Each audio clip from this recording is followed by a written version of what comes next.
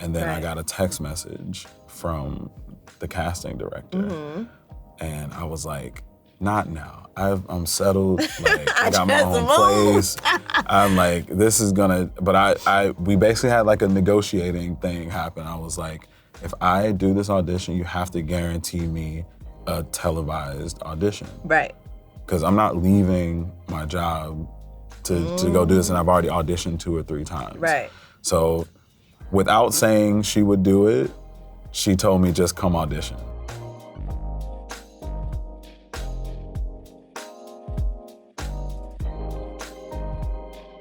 What's going on, y'all? I'm Mia Bell with another episode of BET Talks, and today sitting with me, I have the phenomenal, Grammy-nominated, Oscar-nominated singer, songwriter, producer, man of many musical talents and many instruments. We're gonna get into it. DIXSON, how you feeling? I'm good. How are you? I'm really great now that you're sitting in the chair, and especially knowing that you used to walk these grounds. I did. Yeah. Tell me more. Tell the people more, because you used to work in this building. I did. So I used to work in 1515 Broadway. And I was an intern first in talent and events. And we worked on award shows like the Spike TV Awards, the Comedy Awards.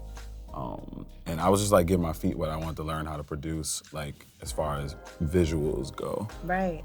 And I was a part of the scholarship that's based here in New York called the Posse Foundation, and they had the internship available, and then I turned that into more work like over the next couple of years while I was in college. During that time, did you have dreams of being an artist and doing things on your own, or did you kind of feel like maybe this might be it for me as far as the media space? Yeah, I definitely was still doing music. Like my week kind of consisted of Sundays and Mondays doing open mic nights at Village Underground on West 4th. And then I would go to the studio after work. I also worked at Kith at the same time as working at MTV. Oh, you a Capricorn? No, I'm a Leo. A Leo. I'm a Leo. You are a Leo. Yeah, I am a Leo. We are going to keep it right there. But go ahead. I'm a July Leo though, so you're safe. I feel like the August Leos, crazy.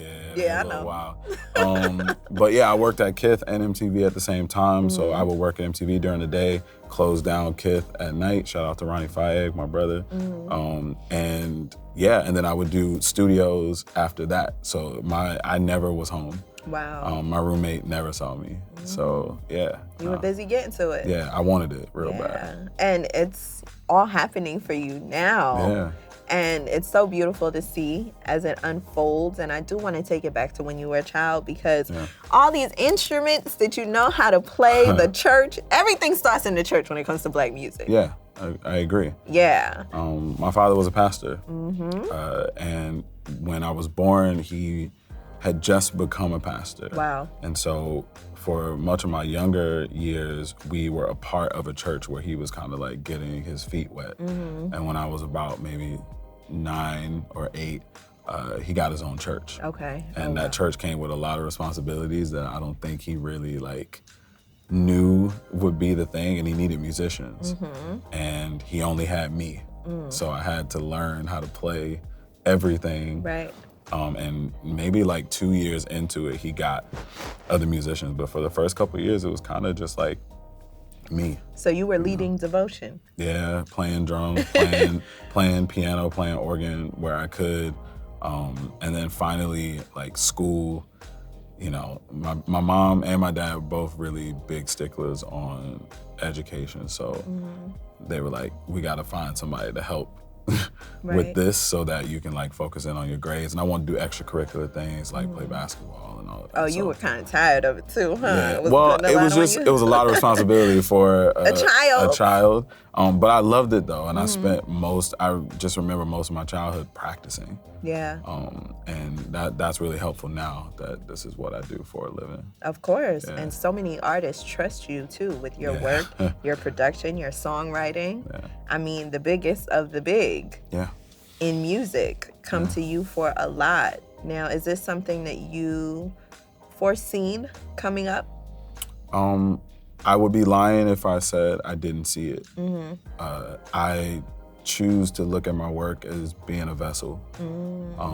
So when people come to me, I always say it's much less about what I'm able to do ability-wise. Right. I have such a deep spiritual connection to my work, and I think it just kind of radiates. So when other artists who have a deep spiritual connection to their work encounter me, I think they're just encountering the spirit of it all. Yeah.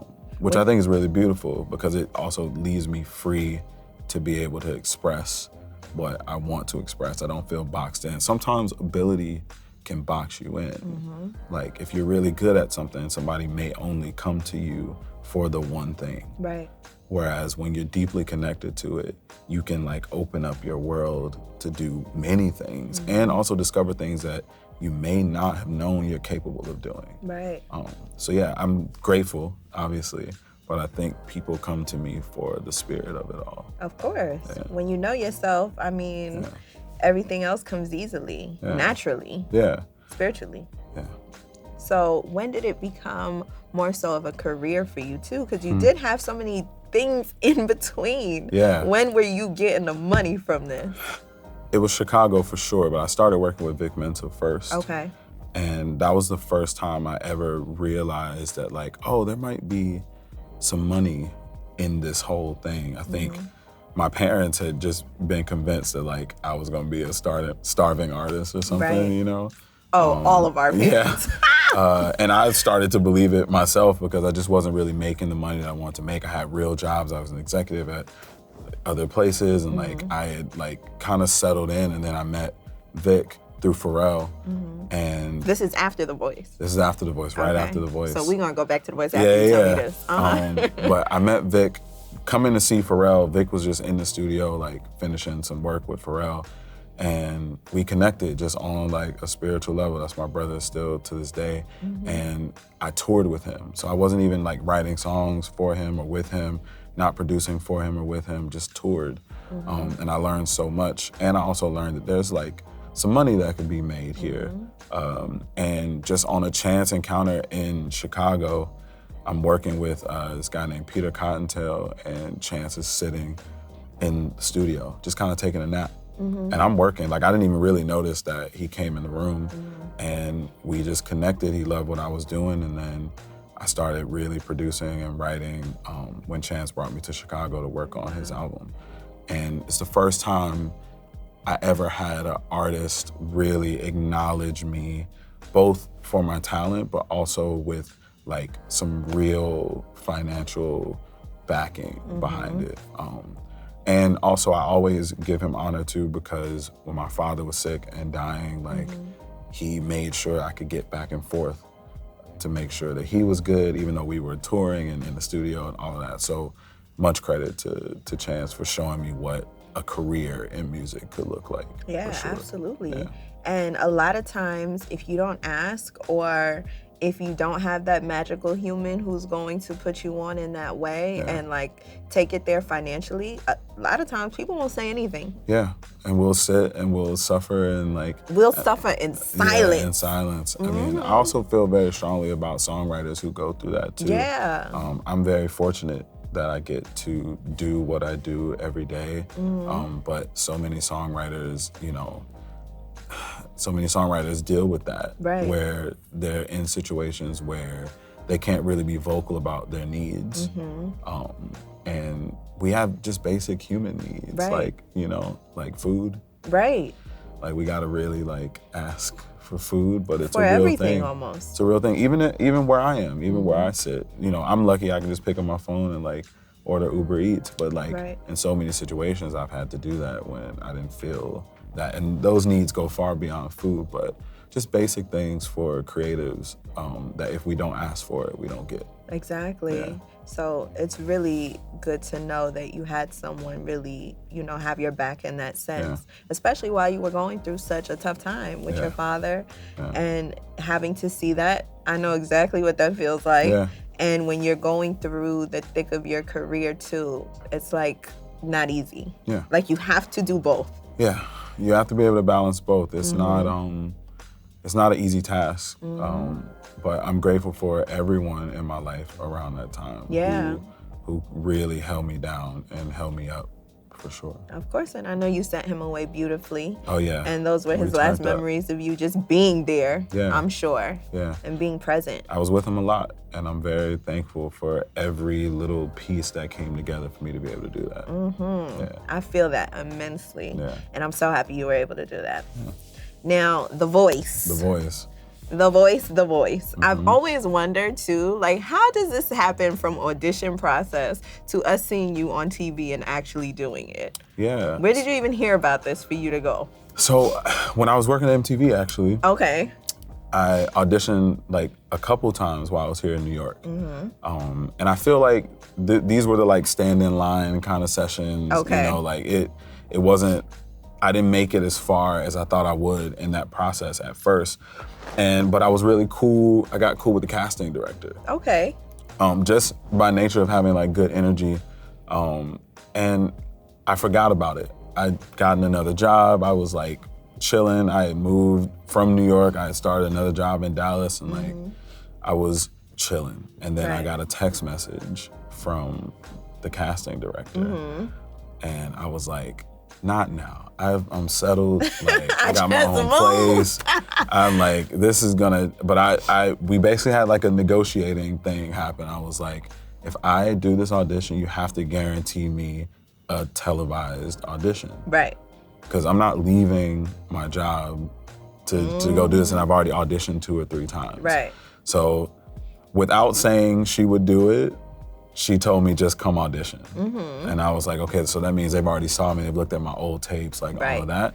And it was pretty simple. I knew who the judges were at the time, and I knew I wanted to be on Pharrell's team. And I mean, he's literally one of my superheroes. Like I owe so much to him, not just because of our like personal interactions with each other, but from what he gave me before I even met him. And that was you were able in that sense to kind of put your eyes on what you wanted and fixate your mind on that. And see it happening in real time. In real life. Yeah. And then to take you to new heights too, because that's not even where I would say everything started or ended. Yeah. I mean, also after The Voice, I mean, people talk about like, what do you do after you're on one of those shows? Yeah. I mean, first off, if you're fortunate enough to be on one of those shows, you have the eyes of the world at your disposal. So what you do there is you just show up and be your best self. And then if you're fortunate, you either get the record contract and that changes your life, or if you're fortunate, you built a fan base and that can also change your life. For me, the best thing about that show was my connection with P. Right.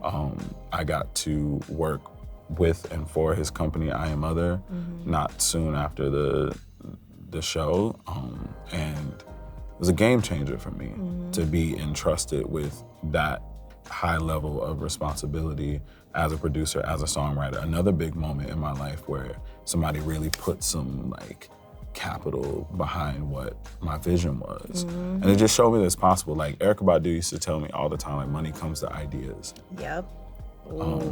And so when you have a good idea, if you keep playing the game, if you keep showing up, you'll get what you need to boost or fund your ideas. Did it become real for your family at that point when they were able to see you on TV doing No. it?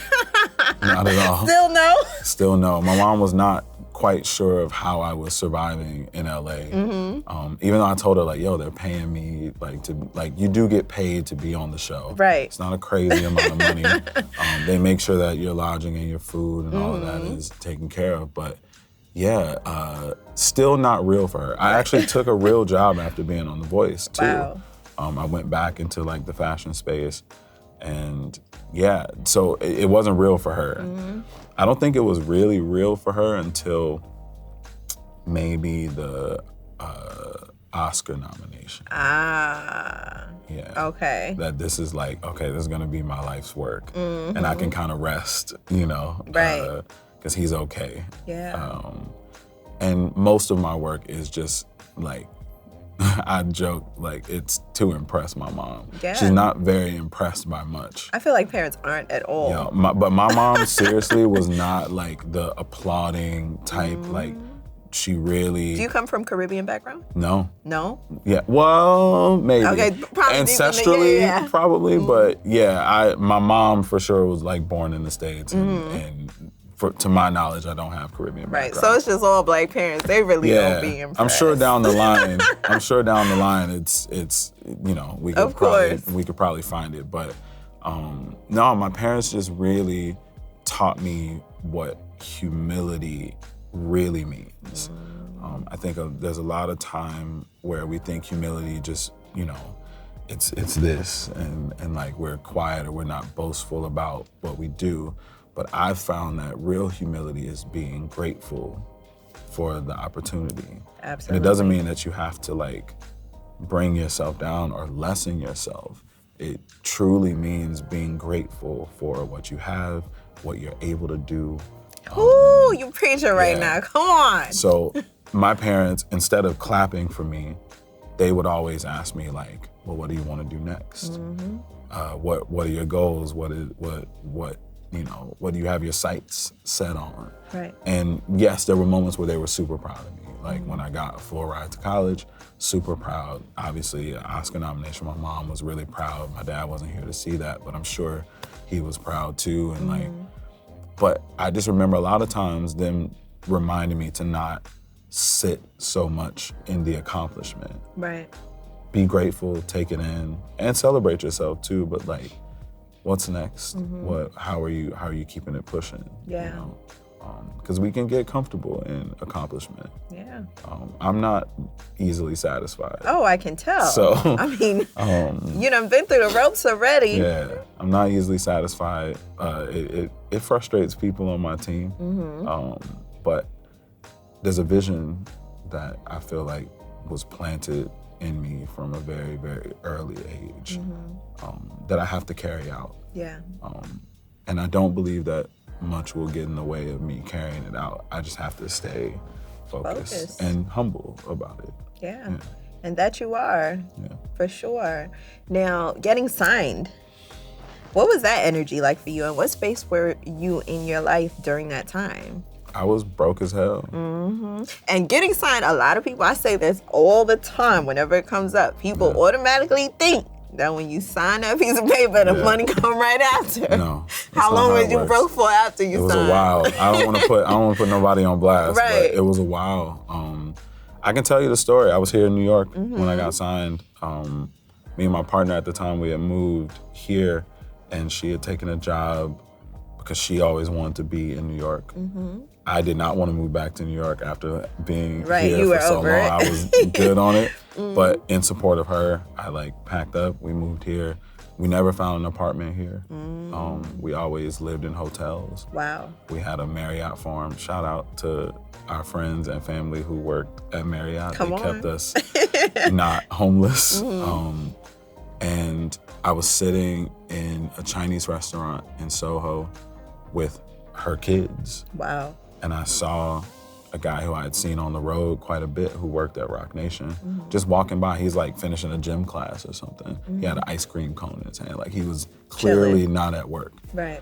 And it was a week after I had produced and written on like 10 records on Chance's album. And I ran, I told the kids to stay there. I ran and chased them down and was like, yo, I just did 10 records on Chance's thing, but I have my own music. I was supposed to have a meeting at the label. It got canceled, all of that. He was like, send it to me. And the next morning I was on my way to Rock Nation. No way. Yeah. Look at God. Just like that. Wow. But it's a willingness. It's a willingness. Like when you have a vision, like you really have to, that's humility, by the way. Humility is being like, yo, I know I just did this thing and there's this record out in the world and I could be like popping my shit about it, or I could realize that I'm broke still. Right. And I'll go chase after my dream. Yeah, humility is going for it. Yeah, yeah. So, that's how it works. And I there's a million of those stories in my life where I was just willing to go for it. And it always worked out. Yeah.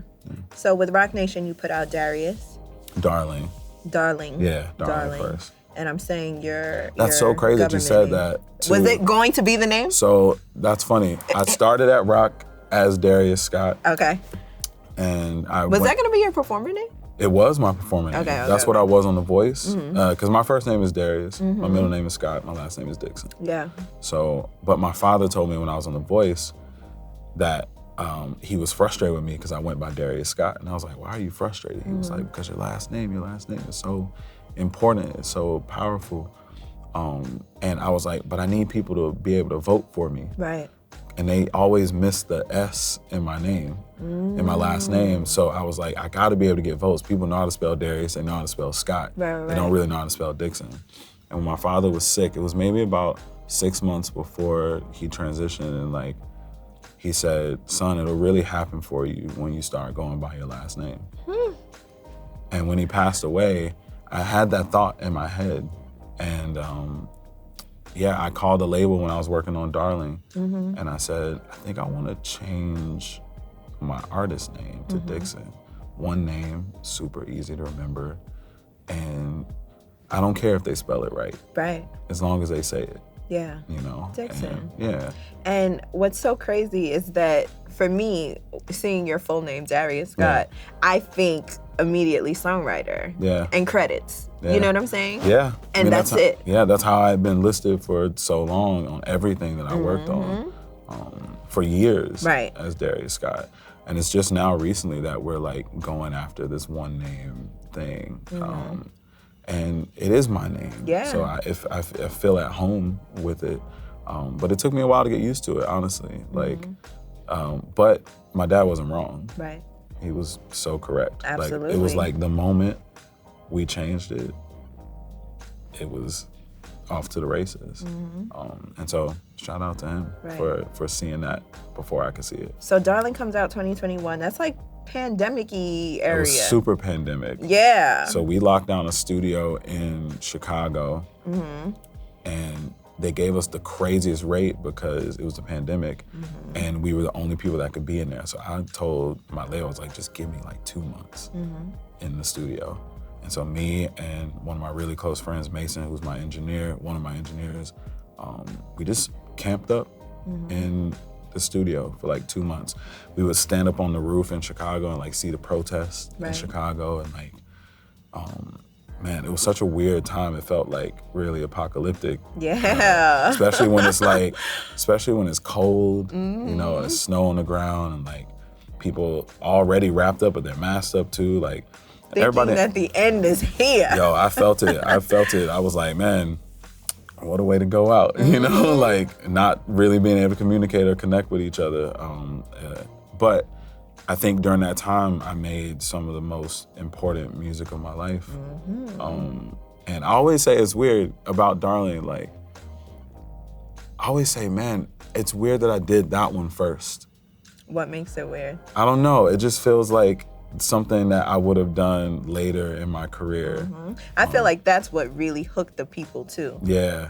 It felt like a seasoned record, even though I was just figuring it out.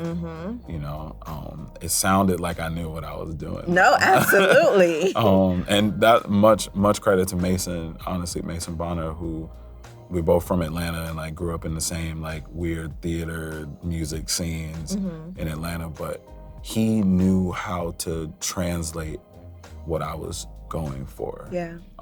And shout out to engineers all over the world who really know how to make this work come across in its most honest and pure forms. Yeah, he does really important work. Yeah. I wish I could have paid him more, but it was my first album. Oh, it's coming. Yeah. Because there will be a lot more. That's my brother, though. Yeah. So with For Daisy, all the instrumentation, I can't even put you in a particular genre. I appreciate that. Do you feel that way about yourself? Yeah, I do.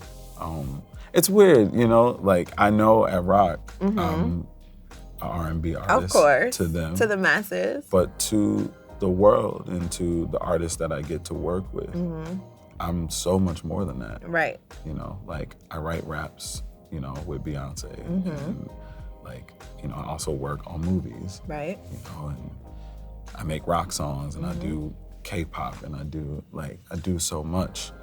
And I can feel a country album coming from you. I want that. You really You're good at your job. You're good at your job. You have a knowing. That's exciting.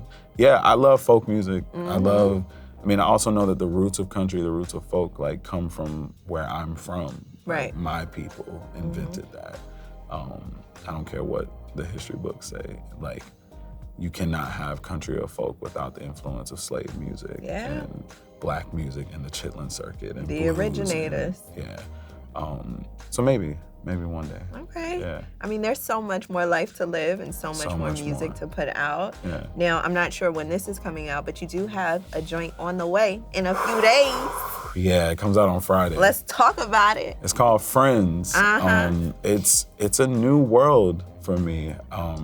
Why is it new? Because I don't really feel like I ever did the I'ma do R&B thing, right? Like, I never really approach my music. Like, when I walk in the studio, my approach is not, this is what we're making today. Right. It's more so, all right, what is the spirit saying to me? Like, what are the times saying to me? What is the room saying? Like, what are the conversations that's being had? What are you feeling? What am I feeling? How am I mentally, emotionally? What haven't I said yet, you know? I'm never really thinking genre when I'm making music, which is really special because the people that I worked with on this project kind of have the same mindset, but they are so good at the genre that I was like, oh, we gotta tap in. So one of my really close friends, Camper, who did ICU and Focus for her and like R&B staples. Yep. Love and War for Tamar. Like, come on. We worked together, and it's so funny, we've known each other for almost like 10 years now, but we've never really put out records together. And so I was really fortunate to be able to work with him on Friends and a couple more records that's coming after that. And T.A. Thomas, who's like, you know, showing up on everybody's feed. Like, it's the first time in my career too that I'm like doing like real co-writes for my work. And it's funny, we had sessions in Malibu making this music, and it was just my guys, like me, Camper, Aunt Clemens, like so many of my homies just pulled up on me, and we just had conversations about what we're talking about. Not in the group chat. It's the things that's like, in our minds, the things we're not saying out loud. And you're gonna hear it reflected in the music. And it's really special time for me to be able to like share this dialogue with people that we had for like 2 or 3 months. Absolutely. You know, working on the album, so. I know. You live it. It's in your spirit. It's a part of you in totality, and I want you to know that we feel the energy, especially over here at BET Talks. First off, y'all show me so much love, man. Come on. And it's like a dream come true. I'm the kid who had BET on loop in my house. Like, didn't we all? I taped 106 in Park. Yes. I didn't tell my parents, but I taped BET Uncut. I did, you know, like I had it on loop. It was a part of my life growing up. And so to be supported in this way by your own people, it means the world, man. Yeah. We're completing full circle moments. It's crazy. So crazy. Crazy, wow. Thank you so much for being here. Thank you for having me. We're excited for the music. Yeah, Friends comes out November 17th, this Friday. If you're catching this after, it's already out. Yep. So stream And you love it. And you love it. Yeah. So stream it. We're about to start shooting videos for it and everything. So I'm really excited. Yes. Yeah, thank you, DIXSON. Yes, thank y'all.